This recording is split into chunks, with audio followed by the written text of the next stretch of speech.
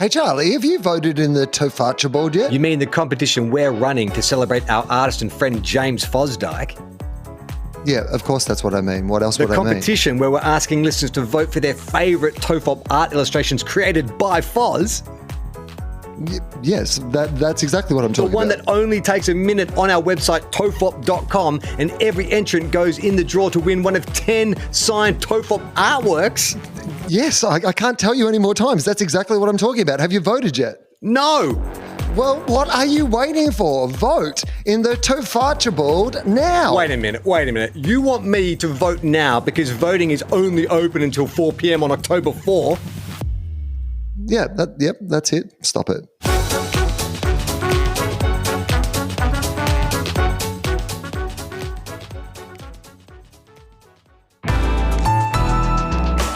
A listener production. The creators of this podcast would like to acknowledge the traditional owners of the land on which it is recorded. Aboriginal and Torres Strait Islander people are the first storytellers of this land. We pay respect to their elders, past, present and emerging, as well as any Indigenous people who may be listening today.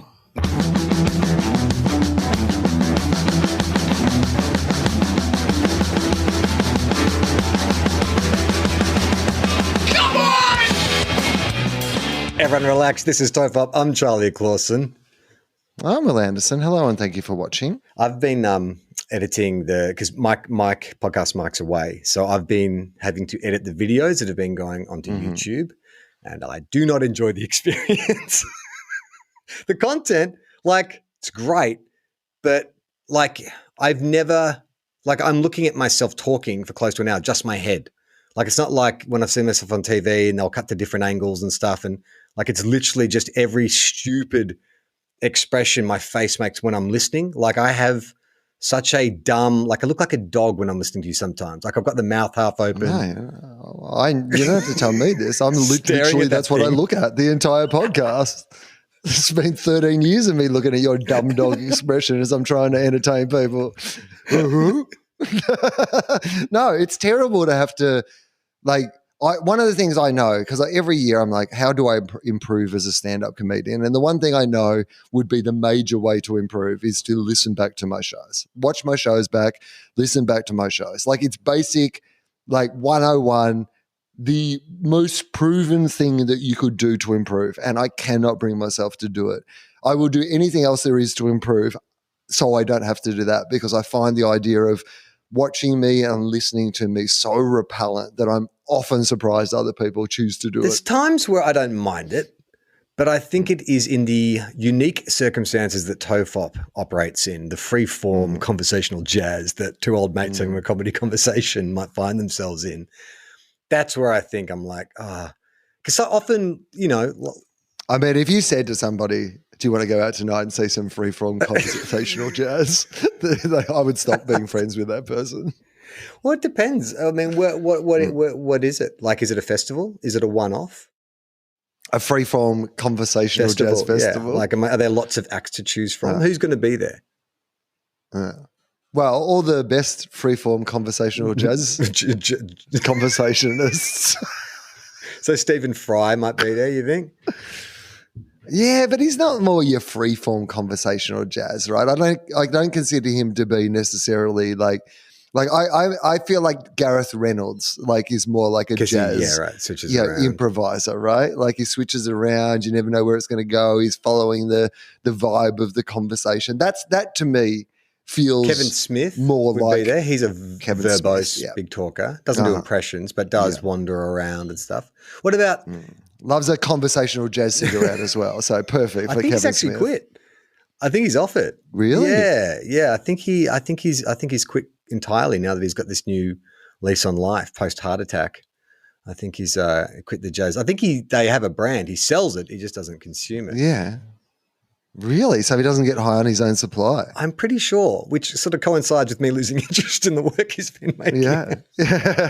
Yeah, that's imagine you just go, look, it's tough, isn't it, that when you're like, yeah, you're really funny stoned, being stoned, talking about being stoned. I'm having a little break at the moment but a break, I've not made any big Kevin Smith style life changes, but I am having a little break. And it does worry me that I did my first improvised show on the weekend where, and that is very much, conversational jazz, those improvised shows. And I did my first one. A little ham and eggs coming at you. A little bit of ham and eggs, like just with your conversational flute. Do, do, do, do, do.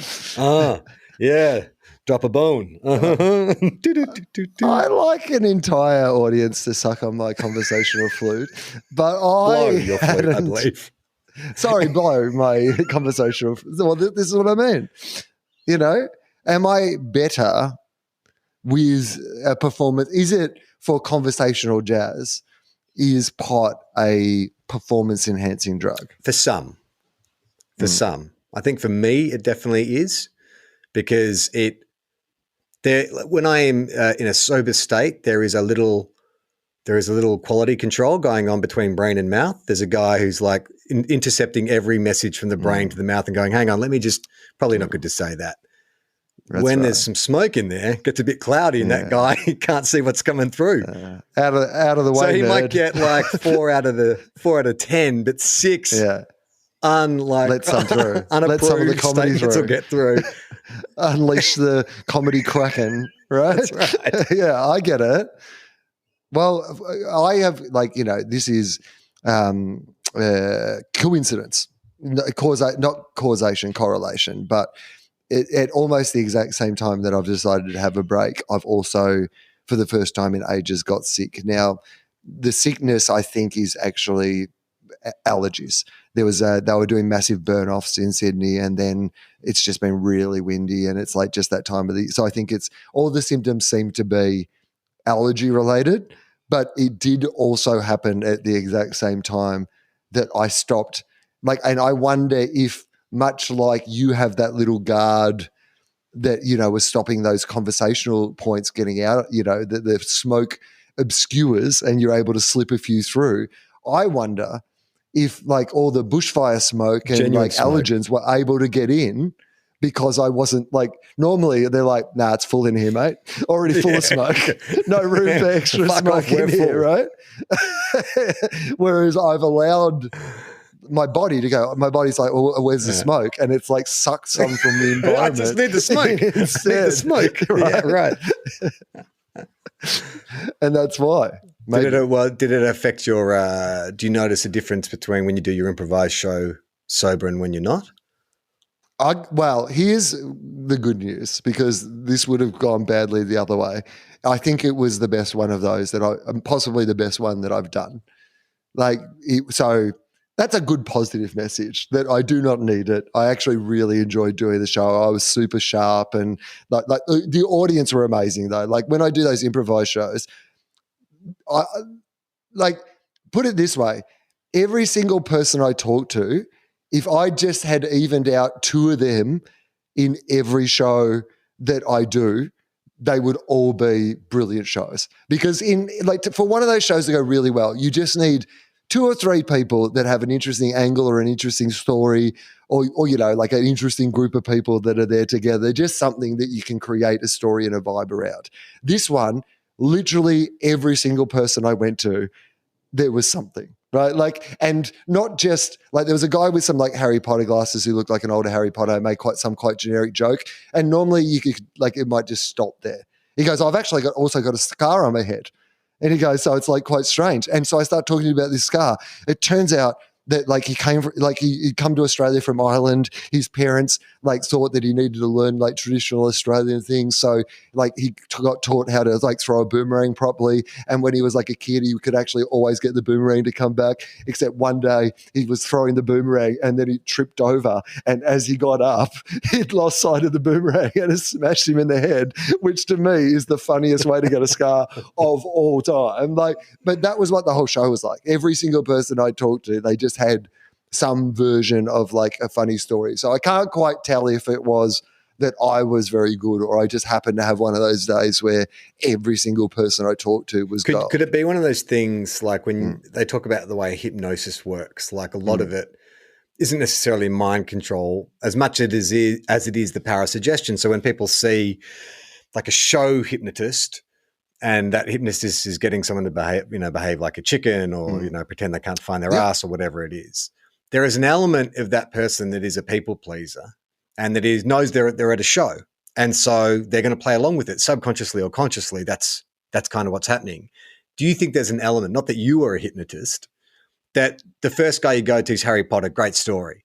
So then the next person you go to is like, fucking hell, like Harry Potter did good. Like I better bring out the ones I say for Christmas, whatever. Well, this is what I'm going to say to you. Well, it might have been the other way around because Harry Potter was about 3/4 of the way through the show.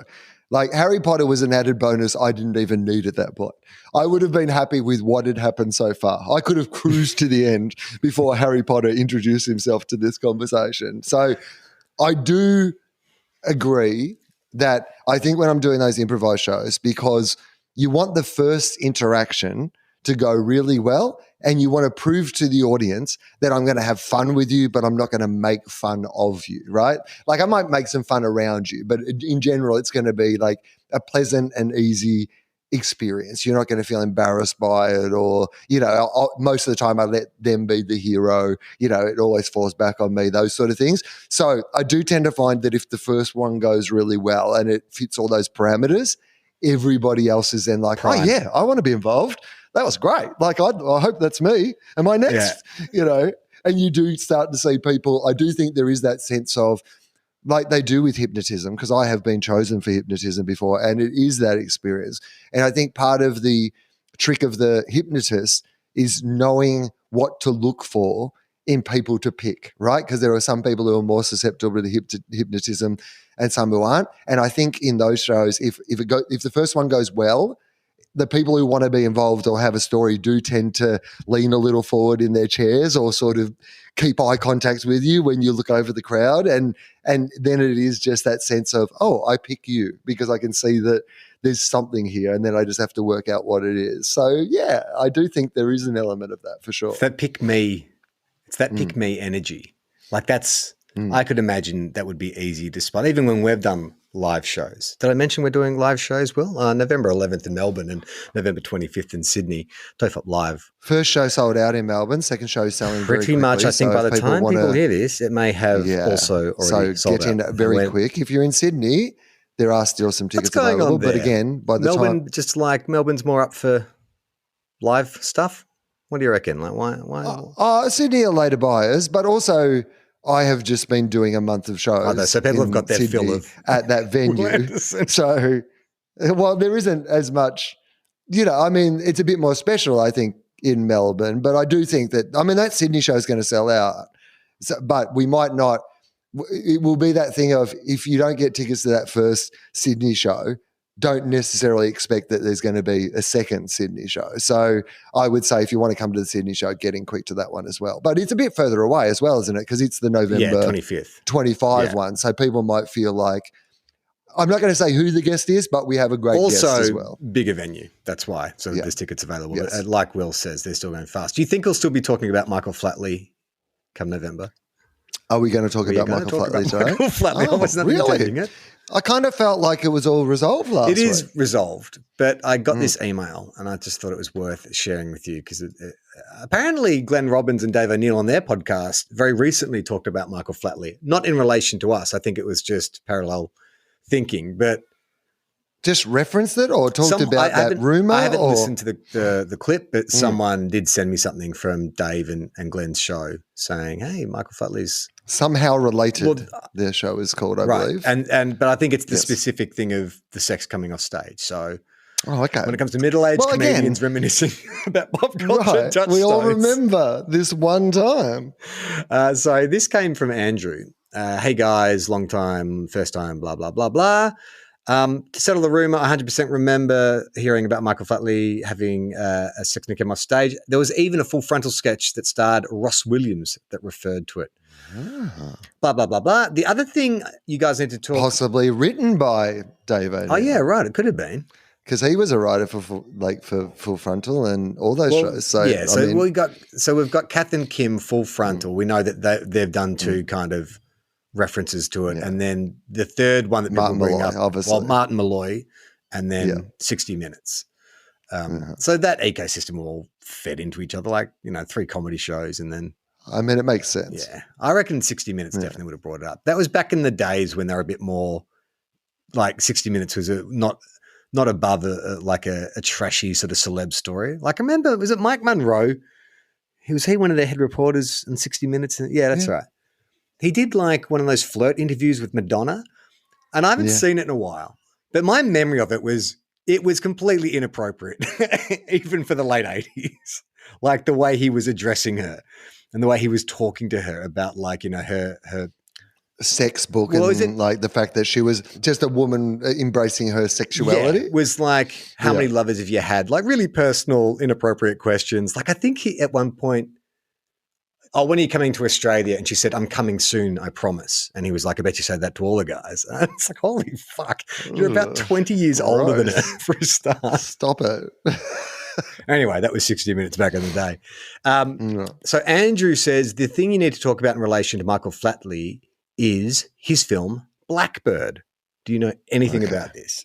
No. The movie was announced back in 2018, and for a very, very, very long time, everyone knew that the movie was finished, but as far as anyone knew, it had only ever been screened twice, but nobody knew anything about it. It's a really odd duck of a movie release story. It was finally released in Ireland last year and was as bad as everyone thought it would be. As far as I know, there's still no way to watch it in Australia, and there probably never will be. Okay, so I dug into the Blackbird story, and I found love how this show's become like some kind of Finding Drago celebrity intrigue story podcast. This is from the Irish Daily Mail in 2018. The headline is Michael Flatley the new Bogart? No. Correct.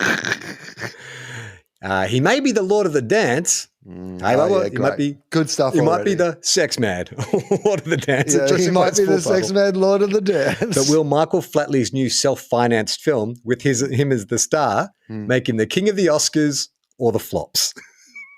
The flops. I'm going to say the Why flops. did they not just say Lord of the Oscars? Why did they switch from Lord of the Dance to King of the Oscars? Like, wouldn't it be more consistent to say he's the Lord of the Dance? Will this make him Lord of the Oscars?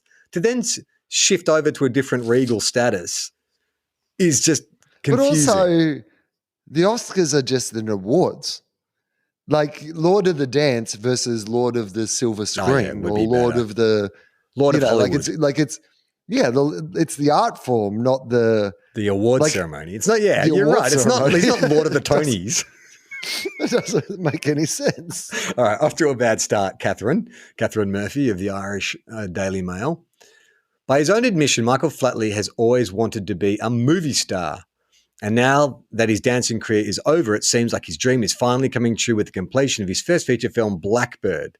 Celebrating his 60th birthday this week, Flatley posted a single image on Instagram. Now, I want to share my screen with you. I want to show you a couple of images. So there's two movie posters for Blackbird that clearly suggest that one was run past like market research and they're like, you need to get a better one. I assume that this film was like self-financed, right? We're going to get into it. Okay, great. Okay, all right, so describe this movie poster. That's Michael Flatley front and center. What genre, what style of film is he evoking? I mean, a James Bond style film, in a white, right? Or a secret agent or like some sort of, he's got a white tuxedo, jacket, like white shirt. tie. Yeah. And very much like with this sort of look of, he's Connery-esque just rolled down to confidence. He's just been down to the casino or whatever to, like pull off something. And then underneath, there's such a weird. The bow tie is now untied. He's got the same white shirt on, so it feels like it's the same outfit. He's got this white shirt on, but it's done at the neck now. He's got the bow tie sort of hanging after loose, party look, but with a gun in both hands. Really unconvincingly holding two pistols. Like really the unconvincingly. barrels of the guns are almost crossing each other, in which case if he pulled the trigger, he may shoot his own hands off. It feels like he would shoot one gun out of his hand. Like it feels like the right-hand gun would shoot the left-hand gun out of his hand is the way he's holding them. And this is the poster. Yeah. Like this isn't, you can imagine in a still in the movie, then maybe you might, have an awkward shot of the gun. But this is literally the poster shot. I won't reveal anything else that's on there until you want to talk about what else is on. Oh no, so the tagline for the film is "Some things are still worth dying for," which is one of those great action movie lines where it sort of makes sense on the first listen, and then when you actually stop and think about it, you're like, some things are still worth dying for. So assuming that there are some causes which are always worth dying for, and if you need a reminder, yes, this is still worth dying for, how does that make sense? Well, I mean, I think it's more implying that we live in a world where people think things aren't worth dying for anymore, and he thinks that something is worth dying for. Okay. Can I read the quote that's on the poster? Because this is a real highlight. This is from, it's so The Independent small. UK. In the Independent UK. This is the quote. Michael Flatley, as you've never seen him before. That's it. Yeah, in a movie, acting, not dancing. Okay, here's some stills. Yeah, okay. So that's sort of a continuation of. Okay, so the first still that you've put up there is he's got the open neck shirt, but now his white tuxedo jacket is stained with blood. So and he's neatly deployed the blood, not at all realistic, so art directed in these little swatches of blood on his crisp white shirt. Yeah, but he's got blood all over his jacket as well that he's holding in his hand. Yeah. But he does look, for a guy who's 60 years old, he looks pretty good. He looks like he could definitely be an action hero. Did you miss the two pistols he has tucked into the front of his pants, pointed right at his dick? Oh, my God, I did. I absolutely did miss those two dick pistols because that's the only way that he can stop himself from having sex as soon as he gets on stage. He threatens his cock every night. He's like, listen here, penis. Yeah. I just want to get through one performance of my hit show, Lord of the Dance, and I'm going to put two guns right here. If you bloody try and have sex with anyone, I'm going to blow your head clean off. Yeah. For a guy who, when he was holding the gun before, looked like he was going to shoot the other gun out of his hand, I wouldn't trust the way he's placed both of those guns pointed at his testicles. Okay, so that was the first poster, right? Which was, as you described, a James Bond knockoff. Now, and I think that what we've got to point out is, because this will tell people everything that they need to know about this film, the co-star, the Hollywood co-star, is none other than Eric Roberts. Eric Roberts, who, in the early 80s was an actor of repute, but now he's one of those guys who does 200 films. Now he's making movies with 200 films a year. You just check out his IMDb. Yeah. It's like he works for 2 or 3 days at a time, mostly in Eastern Europe. Okay, so that was the first poster, and clearly market tested it and was getting no cut through. So then a few months later, they released this, much more in the vein of a Liam Neeson, 100%, angry middle-aged man. It's more stylized and edgy, sort of like a single, almost like a sepia-toned, full-scale. 100% like someone's stolen your daughter and you're out for revenge style, say Flatly, and then all the other characters in the film superimposed onto the front of his silhouette, and then just fire bursting what that from is. That's the explosion from him shooting his own dick off. Dick off. It's clearly where the guns were pointed. That's clearly what happened. Okay. You know what, though? That I got to be honest with you. If that was Liam Neeson as opposed to Michael Flatley, I would 100% watch that movie on a plane. I'd already be like, oh, yeah, that looks pretty good. Middle-aged Irish man goes and punches people. It's a genre we love, right? Yes. Okay, well, let's get back to this article. Okay. So, by his own admission, Flatley has always wanted to be a movie star, and now that his dancing career is over, it seems like his dream is finally coming true with the completion of his first feature film, Blackbird. Celebrating his 60th birthday this week, Flatley posted a single post on Instagram. The photograph to mark the occasion shows him with a cocktail in one hand, a trilby in the other side, a la Humphrey Bogart, and he looks like he stepped out of a 1930s speakeasy.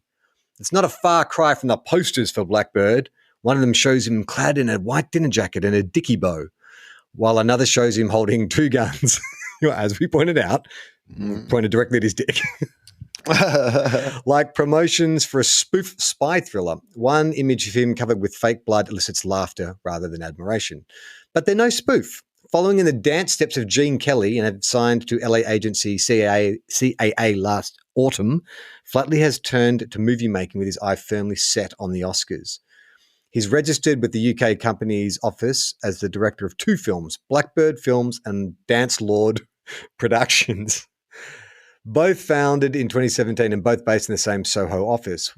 While he describes himself online as a dancer, musician, choreographer, artist, flautist, actor, director, and philanthropist, his company's registrations describe him simply as being Irish and a dancer.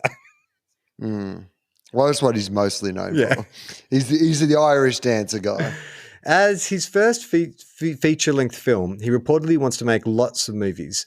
Blackbird is a romantic spy thriller featuring actors Eric Roberts, Patrick Bergin, and Ian Beattie.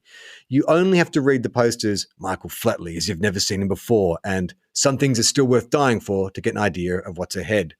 Blackbird. We certainly did both of those things and made suppositions. Blackbird, which Flatley has written, produced, directed, starred in, and financed.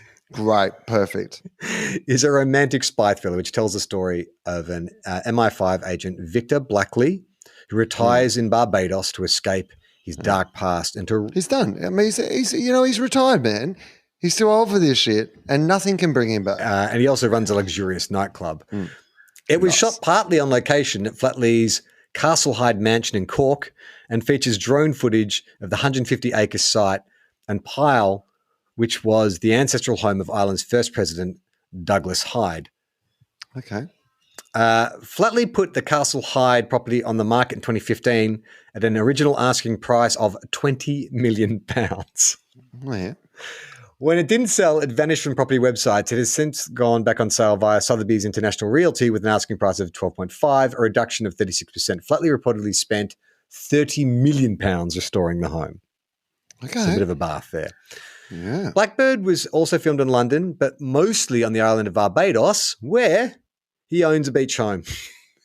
Yeah, nice. I'm loving everything about this, by the way. I'm actually, none of this is turning me off because this is exactly the sort of thing that somebody, if I had $300 million and I'm 60 and I don't give a fuck anymore and I want to be a movie star, I would absolutely write, direct, star in my own movie, shoot it at my castle and my house in Barbados. Like, it seems like a good time to me. Photos from the film shoot show Flatley and the crew on board a luxury yacht.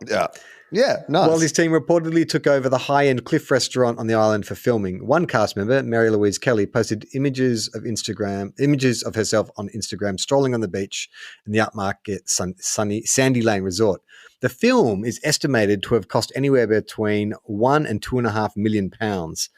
Cheap. And has been made in conjunction with a number of companies. Five Night Films in Dublin, West One's Entertainment in London, Flatley's own Dance-Lord Pictures, and Parachute Films in Barbados. Isn't Barbados where people go to launder money as well?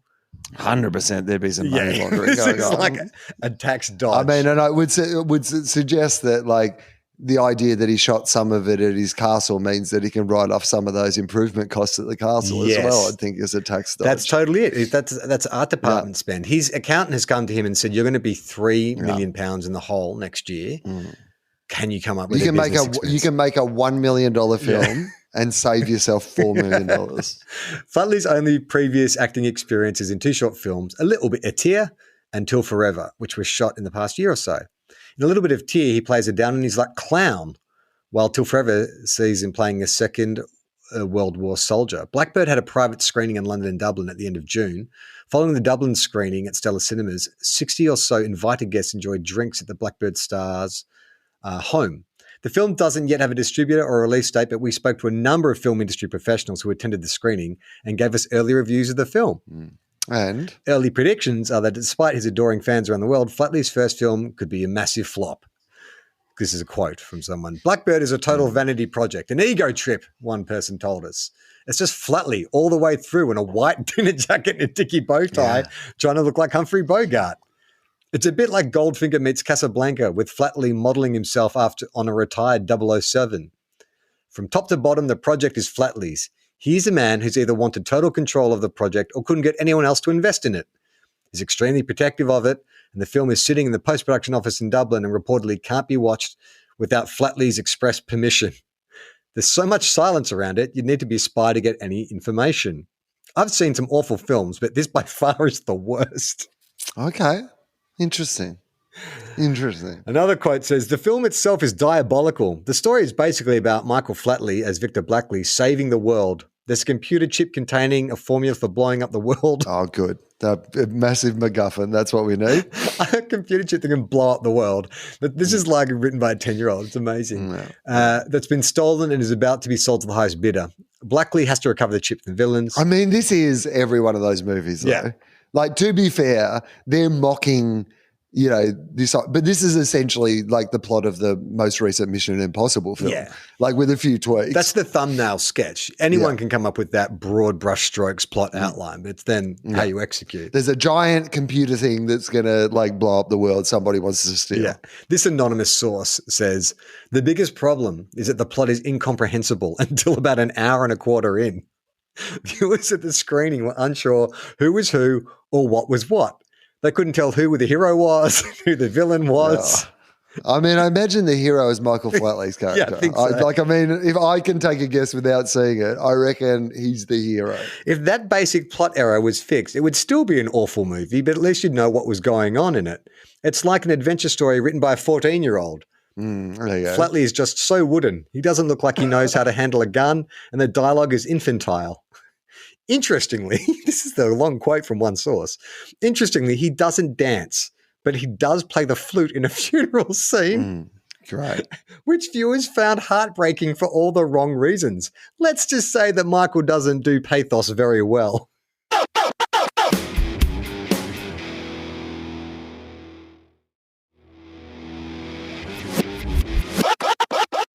I mean, is there a chance though? Because like we found out last week that he's worth what, $300 million, $300 million. Right?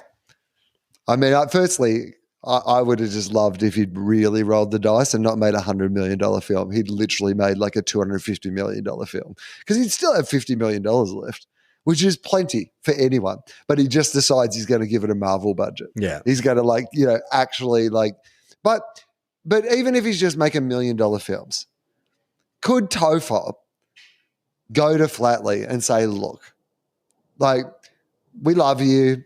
We're, multiple episodes on you. Yeah, I mean, we're quite obsessed by you. So a couple of things. Firstly, did you actually have sex immediately after coming off stage? Secondly, we're willing to write the movies for you. Yeah, that's a great idea. You can direct them, you can whatever, but we'll just like plot them for you. We'll give them a bit of humor. We'll make them a bit more tongue in cheek.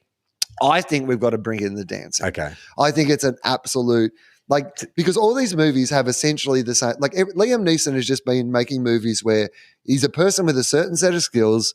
He's retired from that, thing. I mean, it's what John Wick is. It's what that Bob Odenkirk movie was. Like, it's just a guy who has a certain set of skills. He's retired. He doesn't want to do it anymore. But then some bad thing happens and he needs to use his certain set of skills, right? I think what we're missing here is Michael Flatley's certain set of skills are dancing. Yeah. Right? Yeah. Like, he's a guy who doesn't want to dance anymore. But we've got to incorporate for some reason why this guy who's really, really good at dancing. Like, I mean, we even maybe get Careless Whisperer as to play over the scene. Like, it's all about how he's never going to dance again. Like, and then for some reason he has to come back and he has to dance. Okay. again. What about if we create some set of rules? Like either it's a dystopian future, with an what do you say, authoritarian? The government that controls authoritarian government that has banned dancing, or we make it sort of small authoritarian, scale. which is just authors are in charge. A whole bunch of authors are now in charge. Or it's a small town like Footloose where dancing has been banned. Yes, so I think that's what about that? You could reboot Footloose, but rather than Kevin Bacon arrives at Footloose High already. I think that's what it was called, Footloose High. I've already been able to dance, but he can't. So he arrives at this town where dancing's been damned, but there is an underground scene where kids just go out. Did you mean to say dancing has been damned? I didn't. But I think we've got the title of this week's episode. Dancing has been damned. Yeah, bloody Dan Andrews is bloody dancing. My favourite pastime has been Okay, Dan. so like I mean, it's a bit he's more like a Patrick Swayze style, like older. I'm thinking like Rambo in Rambo 2. He was once the dancing got banned. Lord of the Dance. Yeah. In the mid-90s because it got too sexy. Dancing got banned. He was the Lord of the Dance, but he was the sexiest dancer of all time. Had to have sex immediately after he got on stage, but dancing got so sexy that this crowd, authoritarian government have banned dancing. Yeah. I mean, I've been blaming not wearing glasses, but I was not reading anything when I came up with those two phrases. No, you know what I like about Dan Bancing is that like they've had to call it Bancing so that people like don't. Yeah, it's like capoeira, that Brazilian martial art. They said, "Oh no, we're just dancing, dancing," but they were just down at the beach, like practicing they were actually how to fight. learning martial arts, right? Yeah, exactly. So it's like that. He's because we still want action in it. Yeah, like it's not just the Footloose dancing thing. I think there's got to be some element of martial arts style, like the dancing is incorporated with martial arts somehow. So maybe the kids of the town tell the power brokers, it's like, oh, BANT stands for Bible awareness, never, calling evil or something like that. Yeah. Okay. Yeah, sure. So they get together to. I mean, we'll do a second draft. This is just like we're spitballing. For now, that'll be a placeholder. It's our elevator pitch. Yeah. So Kevin Bacon arrives at Footloose High, dancing's damned, and he gets taken to sees a girl in class, thinks she's cute. She says, "Hey, you want to see what really happens after dark?" And it's Step Up. It's all those films. It's Step Up. It's Save the Last Dance. It's, I mean, this is what I think he's missed, right? He's kind of tried to make a mashup of these action films. We've got to mash them up with the Karate Kid meets as Footloose. Well. So he's Mr. Miyagi. There we go. Yeah. That's what's going on. Yes. So Kevin Bacon, and we cast Kevin Bacon, even though he's close to 60, playing a teenager. Yes. Yeah, that's right. Kevin Bacon comes to town as a teenager.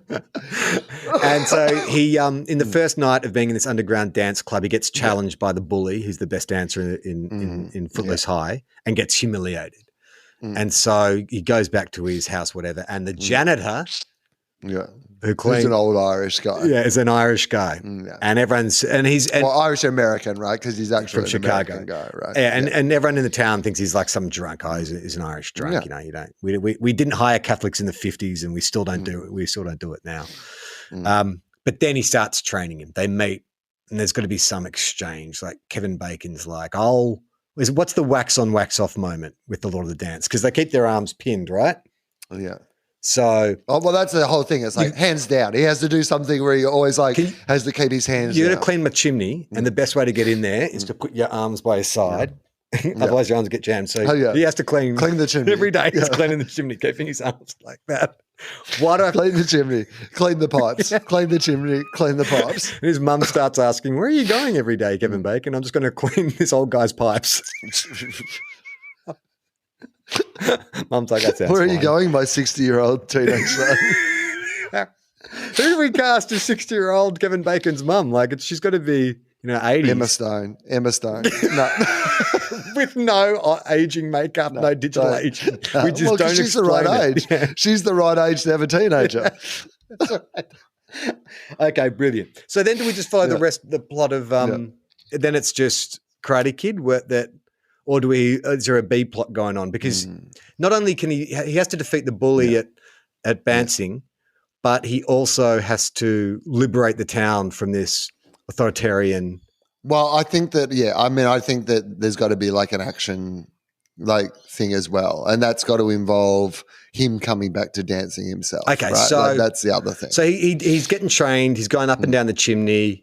Flatly's and then he's like, "This is bullshit, man. Like you said you're going to teach me how to dance. All I've been doing is cleaning your house for you."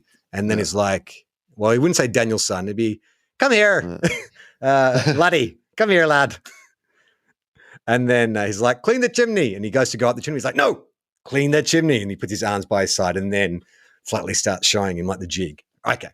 Montage. Well, maybe it's like a Mission Impossible style thing where they have to steal something or like get inside somewhere, and the only way you can do it is the momentum of the feet but keeping your arms down, like that's the only way to get through, is like to do it that way, like a heist sort of thing where there's lasers, and the other way is you can dance through with your arms down.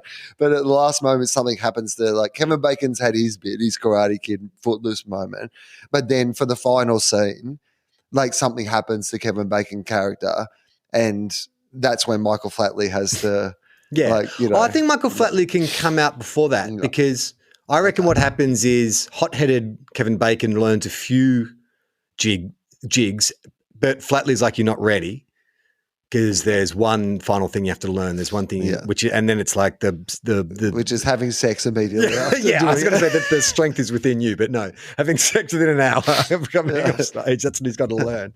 So he goes into bouncing too early and gets really badly hurt or something, like pulls a hammy. He gets hurt because he has no one to have sex with immediately afterwards. Blue balls, right? Shocking blue balls. He gets blue balls. And gets taken to hospital and put on life support. Because and his wife yells at Michael Flatley. Because he did this bouncing. He doesn't have a wife. He's a teenager. Remember? So his mum yells at Flatley. His mum, Emma Stone, yells at Michael Flatley. You did this to him. You're responsible. And Flatley's like, I never should have got back into dancing. This is what happens. Kids don't understand. The Lord of the Dance makes you so horny, you get blue balls, and if you don't immediately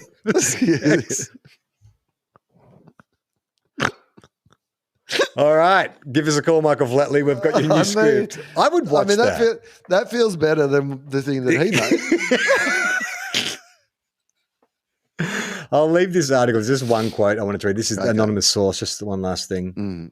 There is one laugh out loud moment in Blackbird where Flatley is kneeling over a character. It looks like the character's half his head's been blown off. There's blood everywhere. Flatley moves back towards the camera and says, he's dead, as if it's a big revelation. Okay. I think our film's I think our movie would be funnier, Yeah. is what I'm going to say. And I think we lean into the comedy. Yeah. Like, but also take it seriously. Like, because it's going to be funnier if he takes it very seriously, I think. We don't want him to know he's playing comedy. We want him to play it very seriously. Well, so there is a way of doing it. Like, you think about Lost in Translation or Being John Malkovich, two films which hinged on the participation of someone playing a version of themselves. What if it's all happening within Michael Flatley's balls? So like Being John Malkovich style, instead of inside John Malkovich's brain, it's inside Michael Flatley's balls. I like it. Yeah, I mean, I don't know. I think there's something. Or are you saying that is that a twist that happens at the end that like? Oh, there's a pull back and reveal. Yeah, and we realize we're just he pulls out and we pull back and reveal. There's a pull out and reveal. Like there's something disastrous. The kid, Kevin Bacon, gets hurt. The mum's yelling at Flatley. All is lost. Yeah. But then he wakes up in his mansion, his $20 million castle in Cork. And is like, oh, it's an awful dream. Then he rolls over, but Kevin Bacon's lying next to him. And it's like, no, it wasn't a dream. We're just spitballing. Come on, Will. No, I love it, but I think now we're going to have difficulty getting Kevin Bacon involved. That's the problem. I feel like Flatley will still be on board, but Kevin Bacon might draw a line in the sand. Kevin Bacon did that Guardians of the Galaxy movie where he played himself, so he might be open to it. I think that is a film that I would like to see, but it's too niche. Apart from middle-aged people in Australia, who's going to get the Flatley balls thing? Like, there's no American market for it. Dave Anthony proved that. Yeah, and we've had no American listeners write in and say we knew the same thing. I mean, maybe we've gone the wrong direction. Is there a Michael Flatley biopic? Like, we're trying to cast Michael Flatley, but like, there's been such a success with like the Queen biopics and with like the Elton John biopics. Like, it is a genre, right? Like, is there like a Michael Flatley biopic? Because it feels like his life off stage was like, the sort of fodder that you would have in a biopic. And then Flatley just gets to play himself in a cameo at some stage. Right. Yeah. He plays the dance teacher who tells him you'll never make it. Yes. Yeah, the dance teacher is like, you're never going to do it if you don't raise your arms, man. if you don't get your arms waggling about, and he just believes too much. He's like, no way, man. One day people are going to love dancing where you don't use your arms. Yeah, and I'm going to prove you wrong. Like he's like the executive who said that Bohemian Rhapsody wouldn't work. Yeah, right. Yeah, like that's right. It's just like it's ridiculous, man. You got to use your arms. I mean, in the trailer, there's always a moment in those biopics where it's like, who do you think you are, Flatley? Some kind of Lord of the Dance? Dance, yeah, right. Writes itself, the Michael Flatley biopic. I don't know. I'm still kind of married to the Footloose Karate Kid story as well. I mean, don't get me wrong. I'm open to all ideas if Michael wants to get involved. All right, let's get to the mailbag. Happy to say that mailbag is back up and running. There was a few weeks there where we were worried that you guys had just lost interest in the show. Turns out it was a mail issue with us. It's all fixed now, so please feel free to send us your correspondence to tofop.com. And, of course, go to the website and vote in the Archibald 100%. prize, which is James Fosdyke's art. You can go and click on your favourite art, rank them all, but get in there quickly. We're only doing it for a limited period of time, and we would love to know, that you support Foz and love his stuff. Like when we're recording this, it's literally only been up for a few hours and people have already gone. But go vote for your favourite pieces of James Fosdyke art at the website, tofop.com. You got till October 4 p.m. October 4th to get your votes in. Hey, well, this came from Elliot. This is not the only email we've had on this subject, and I haven't talked about a lot of them, but I thought we might as well get to one of them. And that is that Donut King and Twisties have teamed up. Do you know about this? Familiar with this, yes. Yeah. So I haven't tried them. I haven't found them to be able to try them. I had tried the raspberry ones. Oh, yeah. You know, they had raspberry Twisties. Yep. The most disgusting snack I have ever tried in my entire life. Did not look appealing. Well, horrible. Like horrible in a way that I bought a packet of them, ate like 3, and then just threw the rest of the bin. Could not even. Because I've had a personal review of the donut Twisties. And the thing that put them off the most is they said it's not just like sweet Twisties. There is a slightly salty flavor. It's kind of like they want their cake and eat it too. Their Twisties and eat it too, where it's like it's a salty Twistie with some cinnamon and sugar, and that it just doesn't work. Was there a salty flavor, or is there too much tang in the raspberry? It certainly assaulted my taste buds. Yeah, it was a lot of. It was just because of course, all the flavor that you're getting on any of these snacks isn't actually it's not like cheese Twisties have cheese in them. They're it's cheese flavoring, right? Salty dairy is the probably most accurate description. So this is all just flavoring as well, but I found them absolutely, my brain could not work out that what I was meant to be tasting from like a raspberry sweet was in that crunchy twisty form. Yeah. That was confronting to me. I'm a big fan of merging shit, Maltesers and popcorn. I'll even great. Butter a Savoy and dip it in honey. It's fucking amazing. But there's some I can't get my head around. And I've noticed chocolate bars are getting sweeter and sweeter. It's like, we're just fucking cramming cookies in there and caramel and nougat and Calm this. Down. You've had enough. Yeah. And it's like, I'm starting to get a bit scared by that. I still don't think I've gotten past when Arnott's released their, who did they team up with? The chocolate bar company where they had iced Vovos and chocolate, Savoys and chocolate. Mm-hmm. I missed those days, Will. And I know we got way into it on this show. We were reviewing every one of those. And then I thought the good times were going to last forever. Well, I thought I was like, why would they go away? Because they're so fucking good. And now makes no sense. You can't find them anywhere. It's like what I would give for just one of those, just normal size Savoy chocolate mashups. I hear. Bring it back. Or if someone's been holding on to some, if someone's got a stash, let us know. Elliot continues. So he wants us to do a taste test. Not going to happen, Elliot, but thank you for your contribution. But he had a little PS. Speaking of weird flavor combinations, I recently found out that among the many performers at Woodstock 99 were did you know about this? Australian Umbilical Brothers. The Umbilical Brothers. Yeah.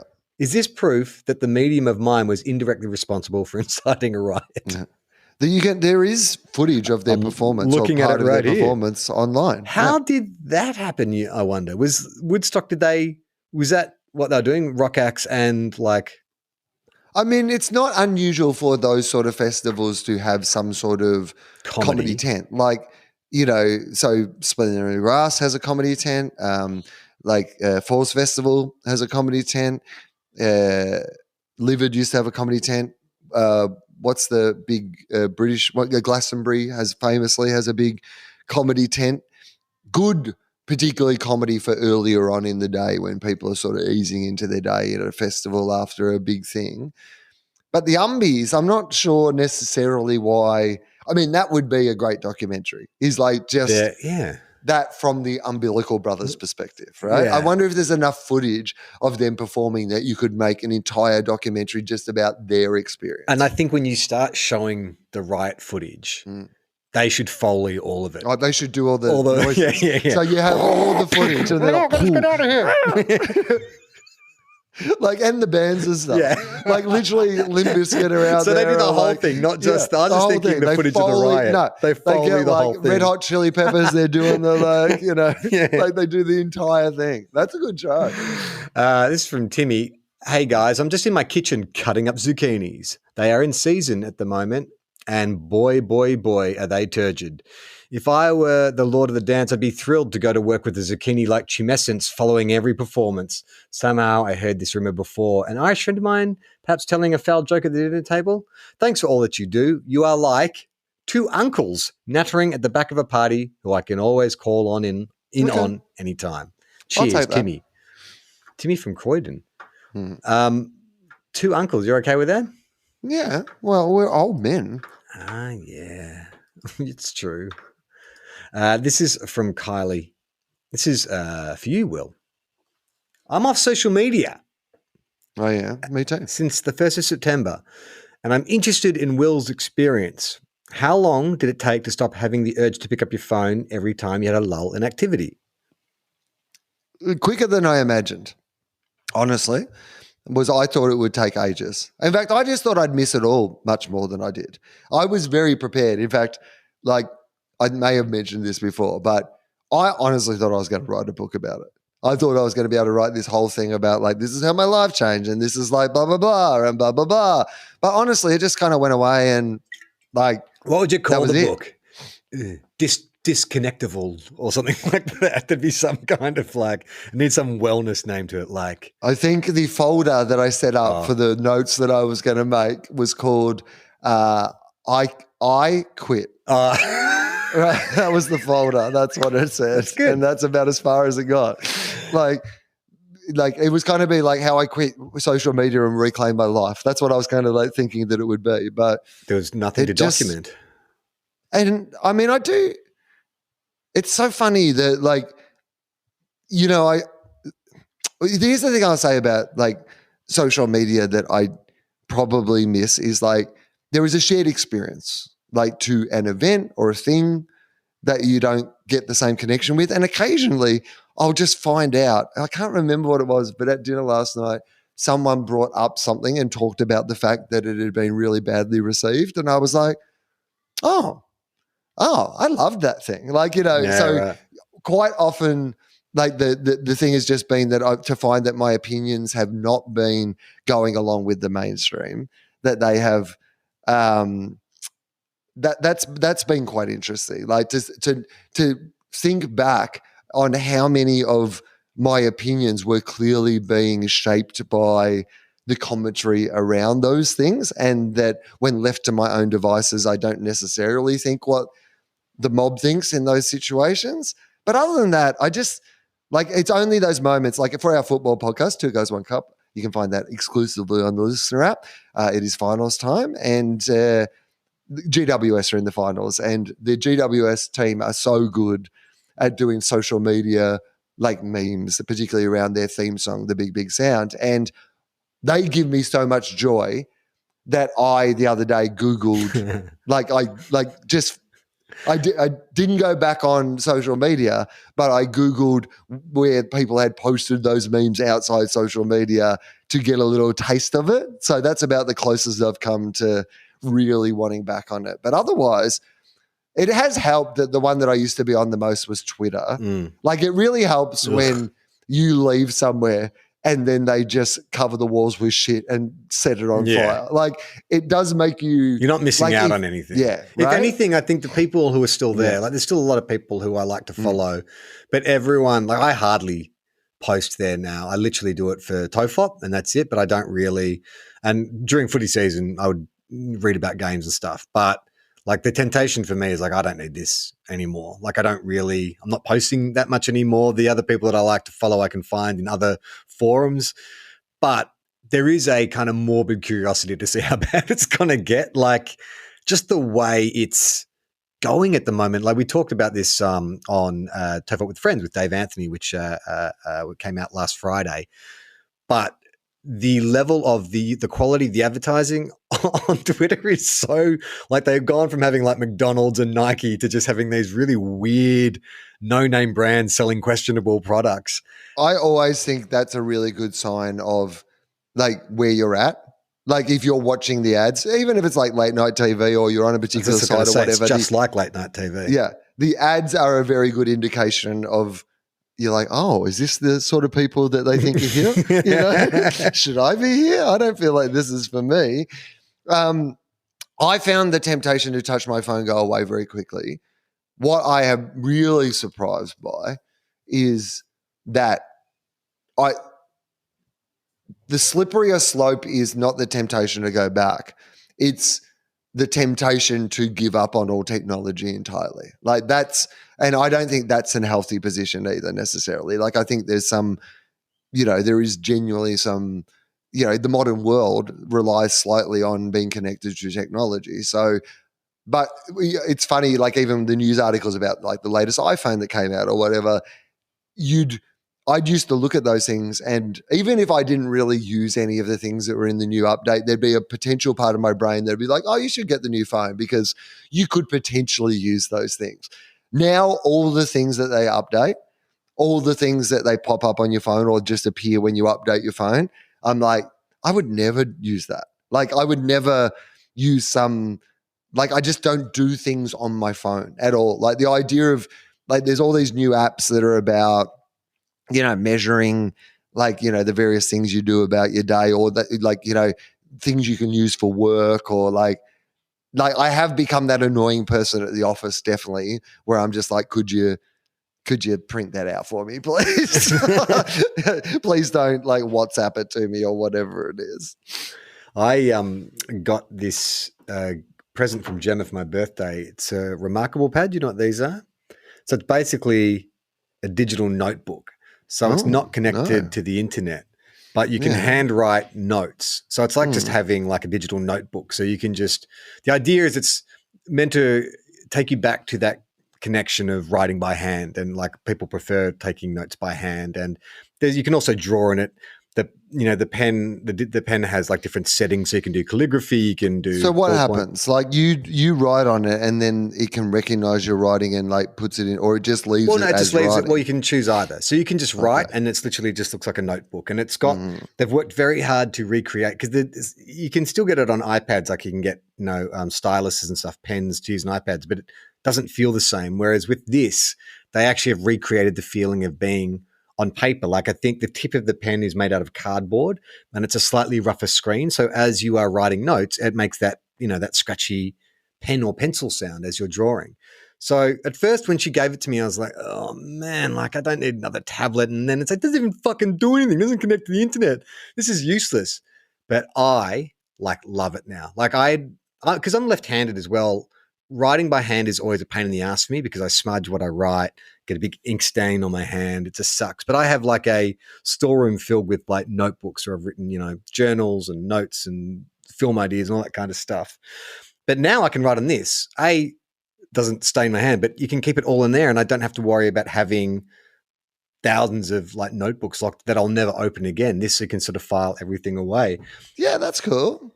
Like I like that idea. I think there is definitely something to be said for like I write a lot in notebooks, like, and I find that I'm always like much more creative. And I like notebooks because I like to scribble out when I'm done and actually, but I find them more creative. Like I will eventually use my computer to like write things down and mix them all around. But I do love that idea of like writing. The one that I find very funny is that you do feel like you've been left behind when you catch a plane, because at the start of the plane they talk about like putting down your devices to look at to watch the thing, and I'm like, does this book I have count as a device? Is that like, is that my device? I remember talking to Lee Winnell. He's the guy who made The Invisible Man and Upgrade, Saw, all those kind of films.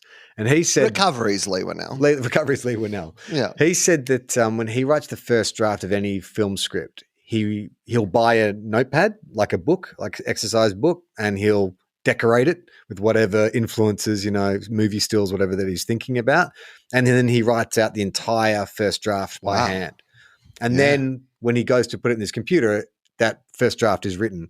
So that's what I've been trying. And it's really good. Like, I mean, obviously a lot slower, but I think that's the point of it, right? Like, I can sit here and write on my computer and things get spell checked and you skip forward, but this sort of forces you to think about it. Construct it.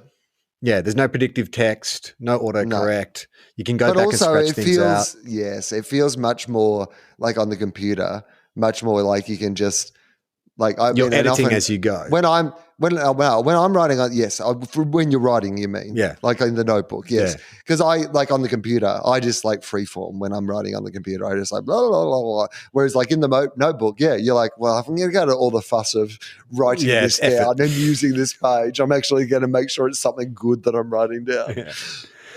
All right, that is TOFOP for this week. One last thing actually, Will, you've got shows to plug, don't you? This is coming out next week. Yeah. So Newcastle, all the improvised shows are sold out, but I'm going to try to find some dates to add some extra ones because they're sold out so quickly. And Sydney, thank you for coming to the What You're Talking About Will shows. I have added one in December and in January, but getting quick because they're already starting to sell. So if you want to come and see those in Sydney, you can buy tickets to those. We mentioned TOFOP Live, tickets available at the link in the episode description. Also, we're teaming up again with the Junk Time Boys to do our traditional post-grand final show. The first one we've done all together, because I forgot about this, in about 4 years because COVID and then you're unavailable. So this will be the OG lineup at Junk Time, 2 Guys, 1 Cup, on stage together at the Basement Comedy Club the day after the grand final in Melbourne. So Chambo texted me to say that tickets are going quick as well. So if you want to get in on that, it's always a fun show. Don't know who the guest is. That'll be determined by who wins the footy. We normally get a guest whose team has played in the grand final, either for the winning team and we celebrate them and their team, or for the losing team and we destroy them. Scott Dooley. I know. Michael still feels bad about that one. Dools has built an entire career on being that. Yeah. He's great at, letting the joke be about him and then marrying a hot model wife and living in New York and having a great life. Yeah. He's fine. He won. Dools won. It's fine, guys. So there's a link in the episode description as well. But we'll be back again next week. Don't forget, tofop.com. Vote for your favourite Foz artwork. I'm Charlie Clausen. Will, nothing good happens in November, does it? I don't know. It's like the end of the year. It's not, Christmas isn't here yet. Halloween's been all the fun stuff. I mean, for some people, I guess the Melbourne Cup, people like the Melbourne Cup Carnival. I mean, sure, my wife's birthday's in November. I guess that's good for her. But for the general public, nothing good happens in November until now. What? What's going on? What are we doing? TOFOP, us, you and me, we're returning to the live stage for the first time in 6 years. That's right, we are doing shows in Melbourne and Sydney. Melbourne at the Basement Comedy Club, November 11th. Sydney at the Comedy Store, November 25th. Exciting stuff. These are our first shows in 6 years. 6 years since we last did a live show. Sydney Opera House dropped those microphones, pledged that we would never come back.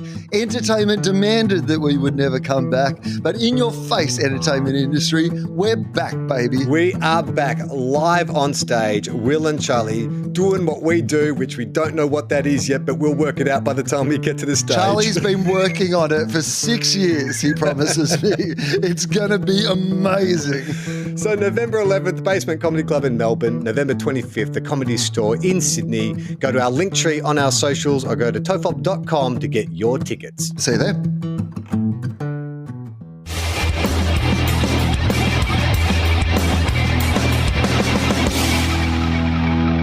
How long? Not long. Everyone relax. Fucking stupid.